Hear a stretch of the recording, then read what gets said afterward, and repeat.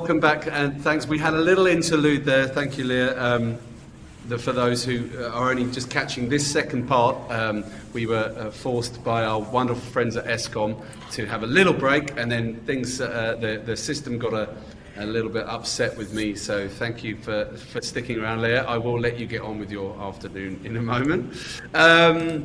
Look, your journey so far has been amazing, and I cannot say it enough how much you really embody everything that I'm trying to achieve by interviewing people like yourself with the Legal Unicorns podcast, because we're in this wonderful business of law, and we are which globally has always been determined largely by the big brands, and you know, the goal for every lawyer was to work for the big brand.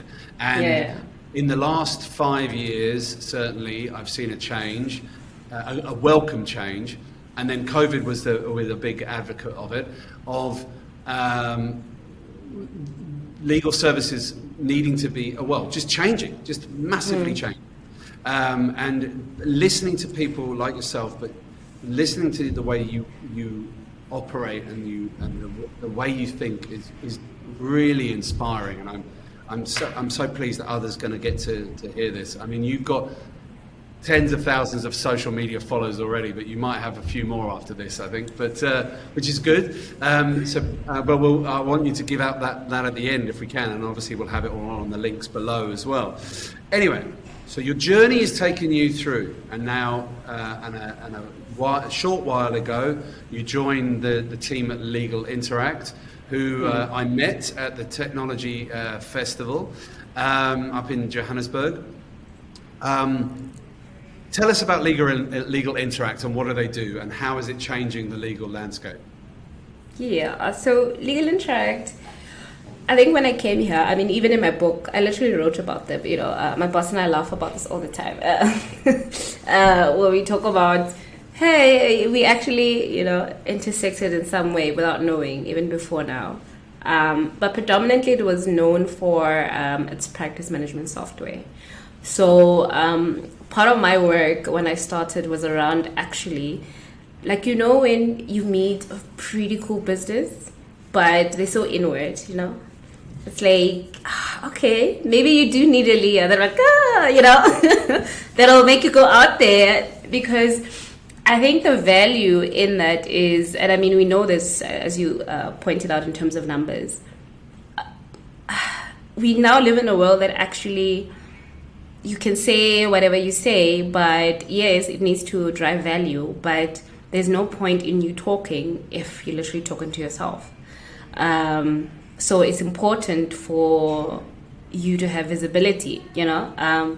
So what we are and how we are, I was actually like part of the journey in terms of helping us identify the core in terms of who we are as a brand and bring that out into the world.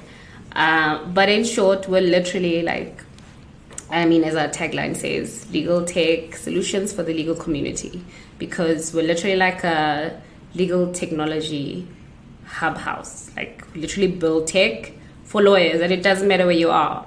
It's not only just for traditional lawyers with our practice management solution. It's for the young ones who want mobile apps as they move around. How do I build on the go, you know? It's for the in-house teams around, how do we manage our matters? How do we project manage how we deliver services? It's around contracting, you know, how do we draft?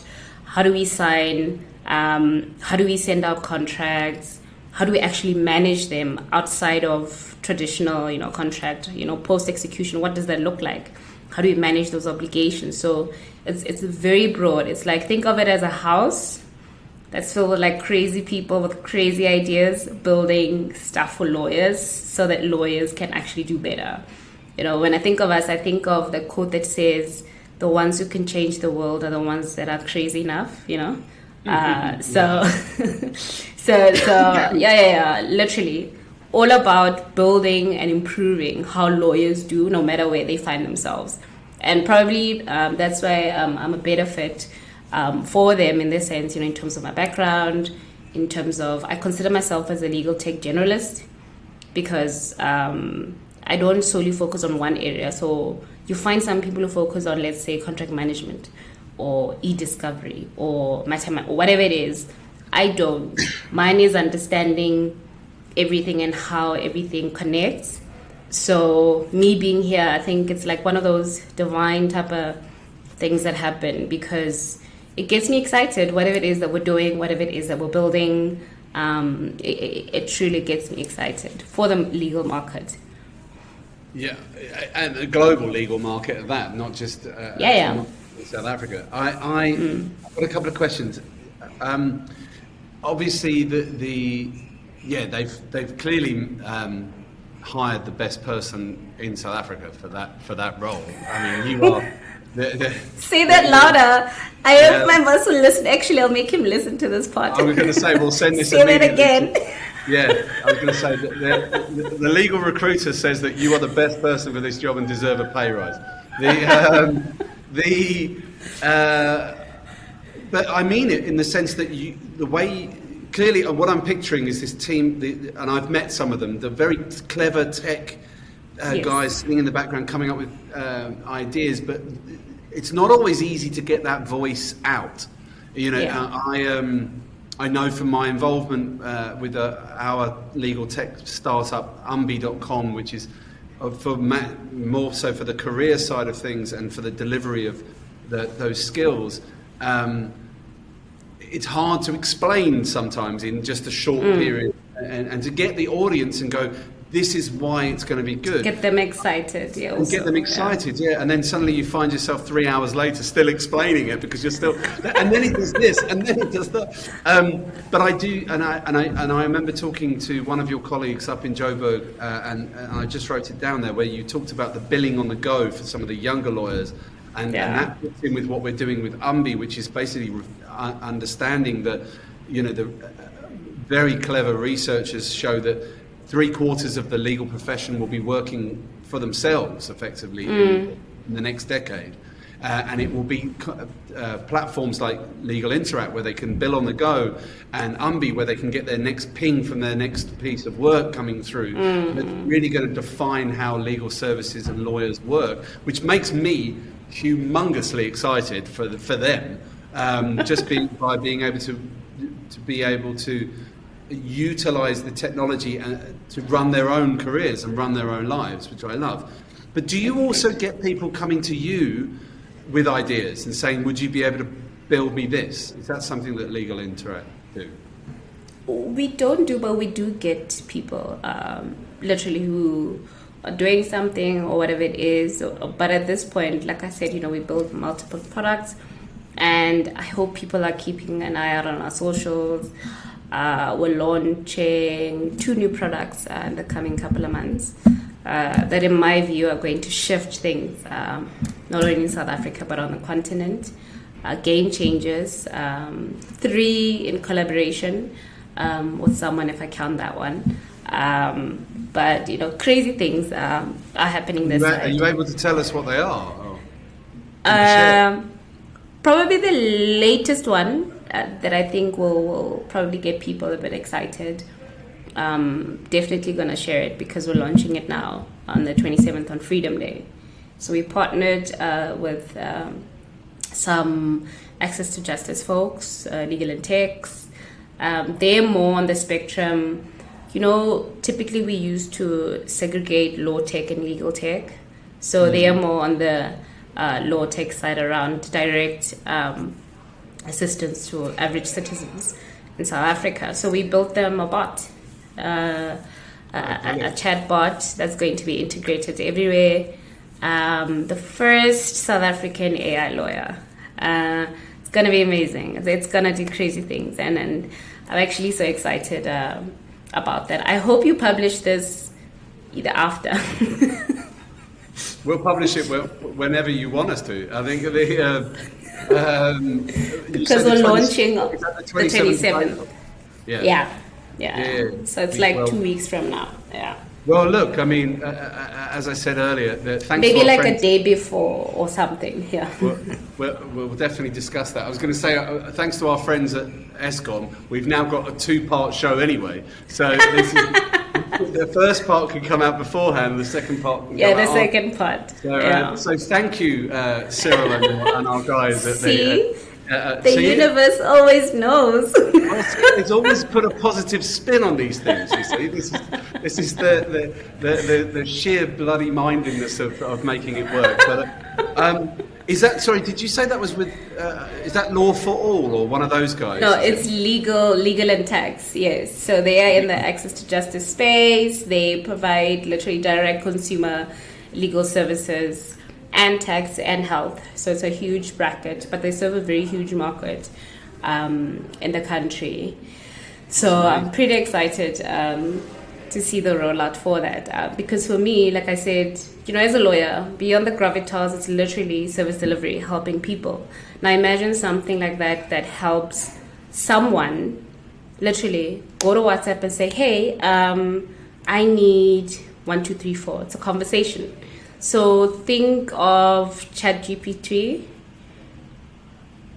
but just with the segue of a whole lot of legal knowledge, South African legal knowledge, a whole lot of gateways and assistance from the folks at Legal and Tax. So it's a great collaboration from our side with them. And I'm really, really looking forward to seeing how that will help and grow, in the future. Yeah, I think it's. As they say in England, I doff my cap. I congratulate companies like Legal and Tax, and I know there's the other brand, Law for All. And I think it's Lipco Law for All. I don't know them personally, but I've seen them around. Mm-hmm. I really do admire these companies that are really bringing the law services to those people and communities. Average citizens, it's important. Average citizens who really can't access these things and perhaps shy away from it for fear that it would be expensive. It's amazing. And the fact that you guys can facilitate that, and you're building these bots and you're building this technology, taking the industry so many leaps and bounds forward, it's incredible to see. And by the way, that's like a tiny little project. There are other things that we're doing that we're gonna share, as a company pretty soon. So I'm pretty excited about what we're doing. Yeah, well, maybe you can tell me off camera. I'm very excited. I think, but it really got me thinking while you were explaining that as well, because about our own product, Umbi, and the possible collaborations that come through with technology. There's obviously the obvious sort of API drop-ins that certainly we've utilised on Umbi, but I think, and I'm sure you agree as well, the collaborations between legal tech firms and platforms. Oh, it's incredible. It's great to see, and everybody's, like you said earlier, really open to that conversation of just going, yeah, you're doing that and we're doing that, and because it's about impact. It's about impact. It's about driving change. It's not an ego thing. It's not a. Yeah. It's literally about, this is the end goal, and how can we work together in order to actually get there. It's incredible. It's about the community impact. Is incredible. Sorry to interrupt. It's about impact, not control. Whereas business, so much more of business over the last couple of decades I've been in the world, it's all about how much can we control, how much can we win, how much can we have. Whereas much more about business with the implementation of tech is about impact. How many people can we impact together? And that is a massive game changer. Just as a sidebar, I actually met a gentleman the other day who was down here on holiday from London, and he owns a platform very similar to ours. And we just sat there and just discussed how the trials and tribulations of getting it off the ground. How could we work together, perhaps? How could we support each other from a technology perspective? There was these kind of conversations don't normally happen with your competitors. But with the tech side of things, it seems to be very different. I really want to jump in very quickly and talk to you about the global tech hub that was announced on the socials yesterday. That you've become the African advisor to. Please, I mean, congratulations. It looks amazing. This is a global outfit. Could you tell us more about that, please, and how you got involved and what is it? Thank you. So it's the Global LegalTech Hub. It's based in Spain. So literally their mission. So think of how we would view hubs, like traditional business hubs, in terms of support, in terms of networking, in terms of whatever a traditional, let's say, startup or business would require for assistance in order to, level up. It's in that spectrum of things, but because also, they dub themselves global. And what I appreciate the most, ever so often you get these conferences, which really peeves me off. Conferences, events, concerts, whatever it is, they'll call it a world tour or a global event. Africa's not in there, Or so worse, let me just interject, or worse, it's someone in Dubai or someone in Paris or someone in London saying, this is what Africa needs. Africa, yeah. And I get so frustrated because I'm like, how about you do what I did and come and live here and move here and pay your taxes, and then we'll talk about what you know about. And then we'll have what you know. My small rant about doing business. Everyone should commit to coming to Africa and living here, and then you can talk about it. But they really should. So in any event, so I bumped into them. When was it? I think 3 years ago, before the actual appointment. They had asked me to speak somewhere, and I think they enjoyed the insights and so forth. So the first initial appointment was actually last year. When they started, they're like, hey, we think you can add value in terms of what we're doing, and part of us understanding and helping the global community is getting insights literally from the people on the ground. There's no point in you saying you want to help the global community or whatever it is, and yet you're not speaking to people who are in it, who are in the trenches, trying to build or whatever it is that we're doing. So in any event, last year was great, and then earlier on this year, they're like, hey, we liked you. Do you want to continue? I'm like, yeah, sure. Anything, to keep pushing the African legal tech agenda. I'm very, very, very bullish on that, around people understanding, well, just as good, just because we're literally by location, when Africa does not devalue the talent, it does not devalue the technology that we're building. So it was important for me, and that's why I'm part of these things, to actually put a spotlight on the continent, not only in terms of legal interact, but what we're doing as a continent. But the flip side of that is also learning. I don't think you can be stagnant. I don't think there will ever be a time where I will say I know everything. And I think it would be arrogant, it would be stupid, it would just be like, what are you doing with your life? If you come to a point, you're like, I know everything, then why are you living? So part of me also joining was understanding from a personal perspective. And by that I mean not reading from newspapers, not reading press releases or whatever it is, but literally just hearing from people in other parts of the world. What are they doing? What are their challenges? What are their insights? What are their best practices? So that we can bring it here, see what works, see what doesn't work. And I'm not talking about the cut and paste approach. No, I'm just talking about augmenting the learning around whatever it is that's happening internationally in such a way that it actually makes sense for us. Because what I often find is a lot of people internationally, they do what they do, it's successful in that particular market. They come to South Africa with a cut and paste approach, and they think it'll work, and it won't, because they're different. The challenges are different. We have infrastructural issues, we have ESCOM issues, we have so many things. We lose power. We So how you approach, how you problem solve, how you provide solutions, it needs to be unique to the country, the region, because we say Africa, it's not only just South Africa or Nigeria or one of the big markets on the continent. It's also around understanding that we operate differently, even in terms of how we do business. I mean, even in South Africa itself, I mean, think about it. The folks in Cape Town operate very differently from us here in Joburg in terms of how they view. And it's the same. Huge difference. And it's the same, even, with each African country. So I'm very, very grateful for that opportunity to actually provide my own view, my own perspectives.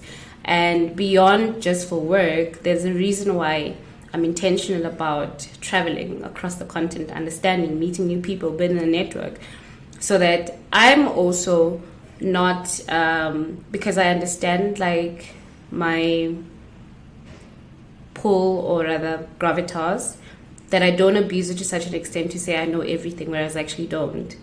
And that's why I'm very intentional about my networks that I continue to build on the continent, moving around on the continent, understanding how do they do this, how do they work like this, so that it helps not only us in terms of scaling, but generally, if I say I'm an expert on sub-Saharan Africa legal tech, I need to literally come with something that I know of, not just something that I'm thumb sucking,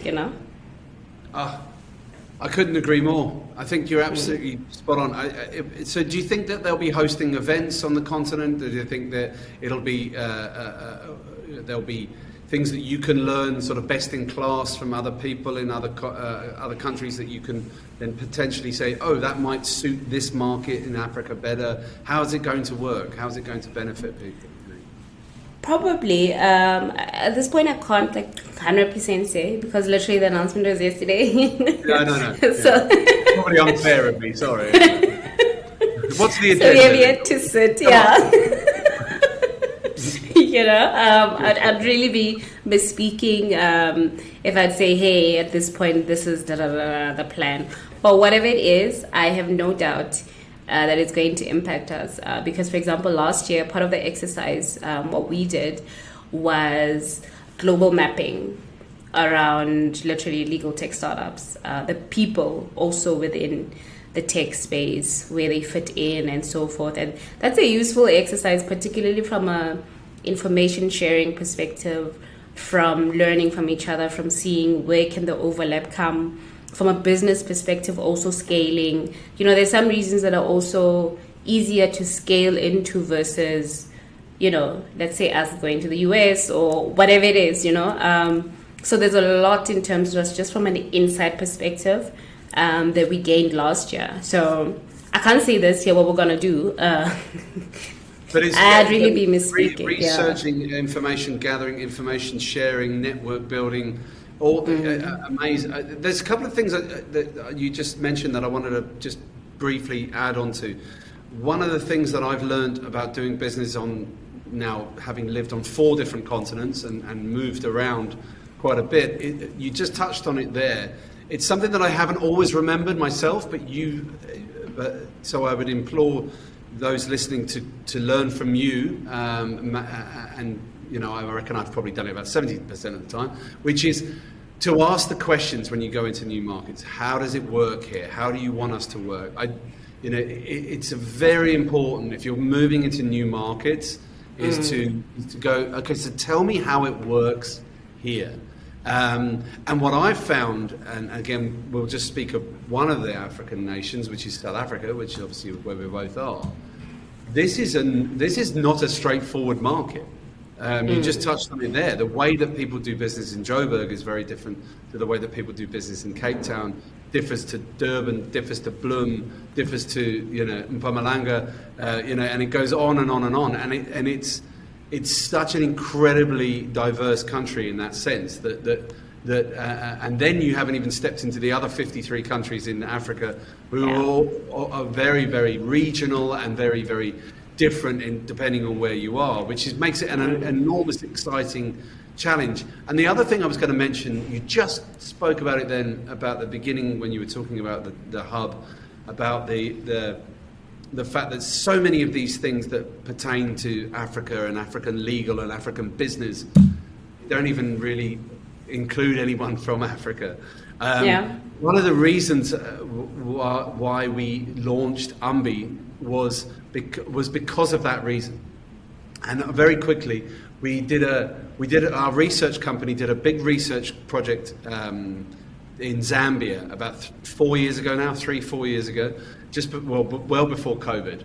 And in this beautifully produced 100-page document that was on the legal market in Zambia, I read through it and I went, there's over $100 million that was generated in Zambia for legal services last year, and none of that was spent on Zambian lawyers.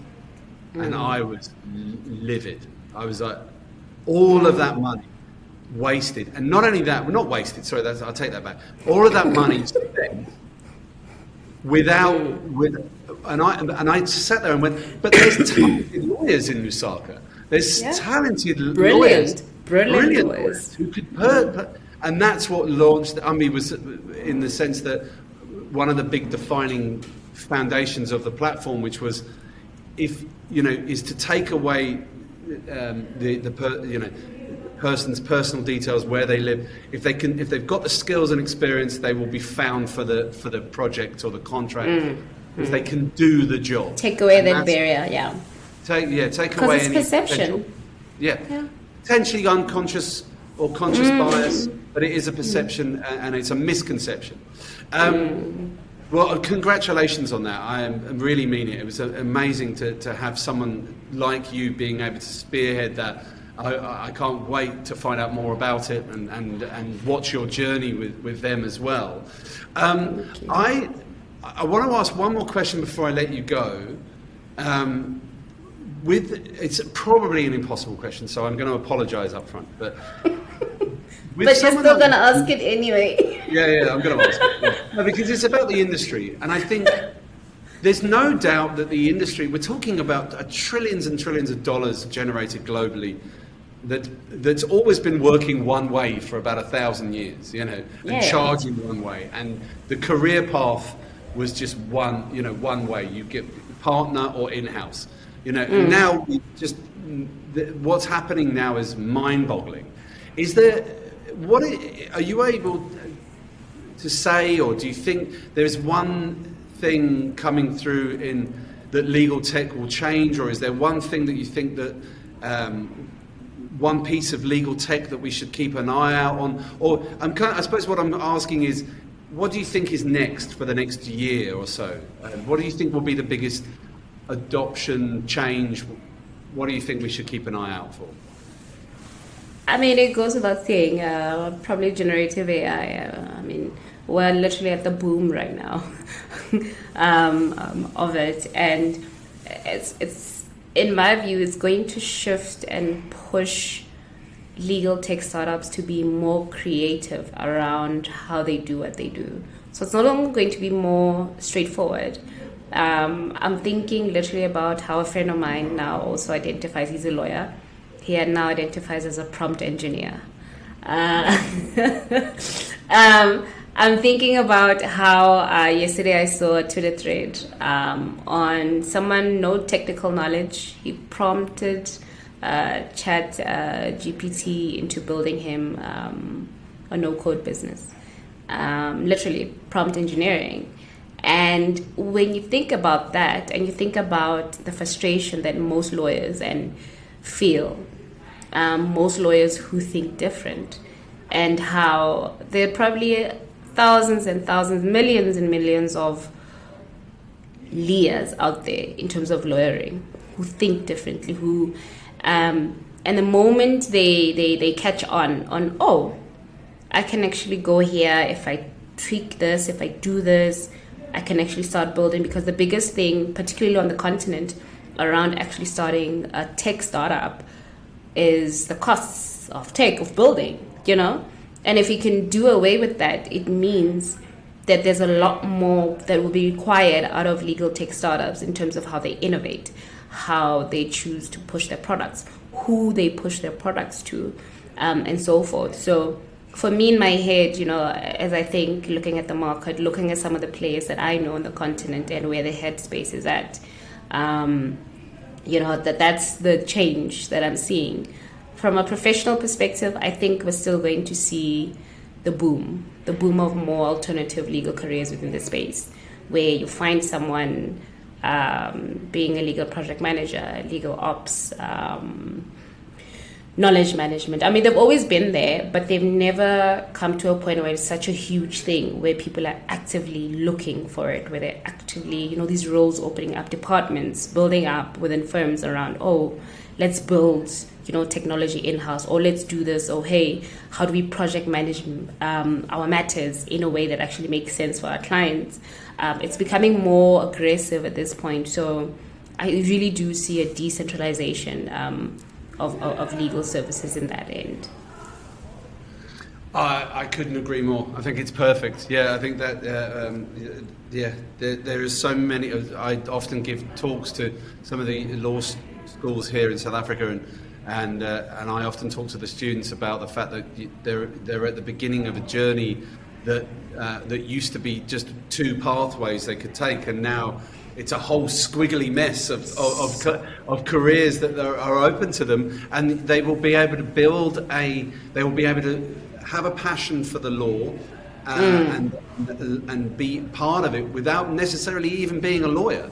They can just be part of the direction of the new direction of that industry. So I think you're absolutely right there. But it's great to hear. I think the one thing I often talk to lawyers about when it comes to technology, and I'm sure you say the same thing because you are a living, breathing embodiment of it, is don't be scared by technology. Embrace it.